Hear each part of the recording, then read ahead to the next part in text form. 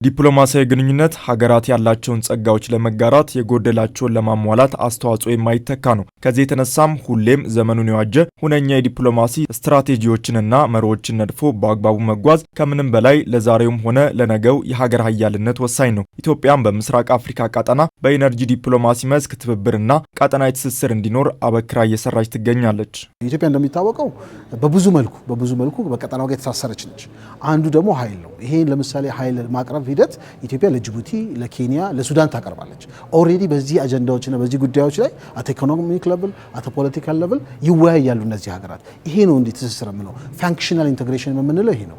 ፋንክሽናል ኢንተግሬሽን ብቻ ሳይሆን የኢኮኖሚክ ዲፕሎማሲያችንን የሚሰራና ቫይብራንት እንዲሆን የሚያስችል ነው። ያን ብቻ ሳይሆን አሁን እያደረግን ያከናወነ ያለው ስራ የፕሮአክቲቭ የስራ ሂደት ነው። የፕሮአክቲቭ ዲፕሎማሲን የማከናወን ሂደት ነው። ኢትዮጵያ ለሚመጡት ጊዜያት ደግሞ ኃይሏን ለመሸጥ እንደዚሁም ደግሞ የበለጠ ገበያዋን ለማስፋት ከምታደርጋቸው ስራዎች መካከል ኢንኮርፖሬት የሚደረግ ነው። በአንድ በኩል የፋይናንሻል የሆነ የኢኮኖሚክ ኢንትረስታችንን ሰኪዩር ያደርግልናል። በሌላ መልኩ ደግሞ የኢትዮጵያ የውጭ ጉዳይ ፖሊሲ ሌላው ትልቁ ትኩረት አድርጎ የሚንቀሳቀሰው እንደምታውቀው አፍሪካ ቀንድን ያስቀደመ ነው።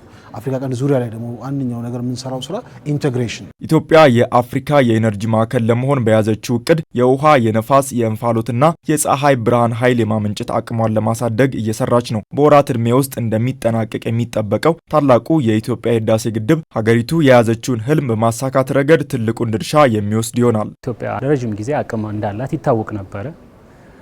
ያንን አቅም ወደ መሬት አውርዶ ተግብሮ አምርቶ መሸጥ ላይ ብዙ ጊዜ አልተሳካም ነበረ።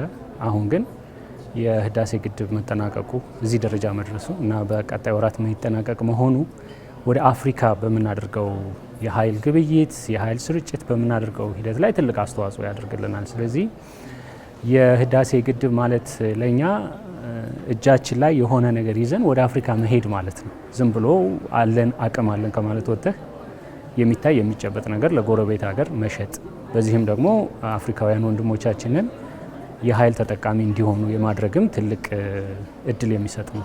የኢትዮጵያ የኢነርጂ ዲፕሎማሲ ከውጭ ግንኙነት ፖሊሲዋ ጋር በመቀናጀት የሀገሪቱን ብሔራዊ ጥቅም በዓለም አቀፍና በአፍሪካ ደረጃ በማስከበር ሚናው የጎላ ነው። በሌላ በኩል የኢነርጂ ዲፕሎማሲው የህዝብ ለህዝብ ግንኙነትን በማጠናከር በተለይም ከጎረቤት ሀገራት ጋር የገር ኃይል ወይም ሶፍት ዲፕሎማሲን በመጠቀም የሀገሪቱን ገጽታ ይገነባል። የሆነ አገር ውስጥ የሚኖር ህዝብ ስሜቱን አይምሮውን መግዛት ማለት ነው። ሶፍት ፓወር ትርጉሙ ራሱ ኦፍኮርስ የምንሸጠው ለገንዘብ ነው። እንደገና ደግሞ በተሳሰርን ቁጥር የምናገኛቸው ጥቅሞች አሉ። ግን ደግሞ ይህንን ኢነርጂ የሚጠቀሙ ሀገራት ውስጥ የሚገኙ ዜጎች ኢትዮጵያን ሲያስቡ ኢትዮጵያን ማናት ሲባሉ ወደ አይምሯቸው ሊመጣ የሚችለው መብራት የምትሰጠን ቤታቸው ውስጥ። ምክንያቱም ኢነርጂ ከህይወታችን ጋር በጣም የተሳሰረ ነገር ነው። ስልኮቻችንን ቻርጅ የምናደርገው፣ ምግብ የምናበስለው በኢነርጂ ነው፣ በመብራት ነው እና በየቤቱ ይገባል ማለት ነው። ይሄ ኢነርጂ የየዕለት ችግሮቻቸውን ይቀርፍላቸዋል። በዚህ አማካኝነት እነዛ ሀገራት ውስጥ የሚገኙ ህዝቦች በጎ አመለካከት ስለ ሀገራችን ይፈጥራሉ።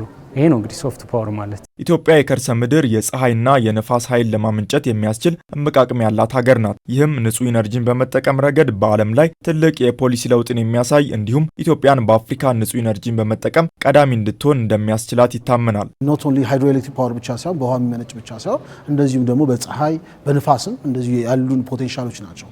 እነዚህ ሂደቶች አንደኛ ሰስተነብል ዴቨሎፕመንትን ዘላቂ የሆነ እድገትን ለማምጣት ለሚመጣው ጄኔሬሽን ኮንሽስ የሆነ ሂደትን ለማምጣት ያስችላል። ሁለተኛ ደግሞ እንደምታወቀው የኢንቫይሮንመንት ነገር ያለንበትን የአሁኑ ኑሮ በማወክ ሂደት ከፍተኛ አስተዋጽኦ ያደርጋልና ይህን ነገር እንዲቀረፍ በማስቻል እንደዚሁም ደግሞ ዘላቂ ልማትን ከመገንባት ጋር ብሎ ተያይዞ እነዚህ ታዳሽ ኢነርጂዎችን የመጠቀም ሂደት አንደኛ ግንባር ቀደም የኢትዮጵያ የፎረን ፖሊሲ ስራ ጋር አብሮ የሚሄድ ለሀገር የሚያስፈልገንን ኢነርጂ ንጹህ በሆነ መንገድ እያመረትን ነው ያለው።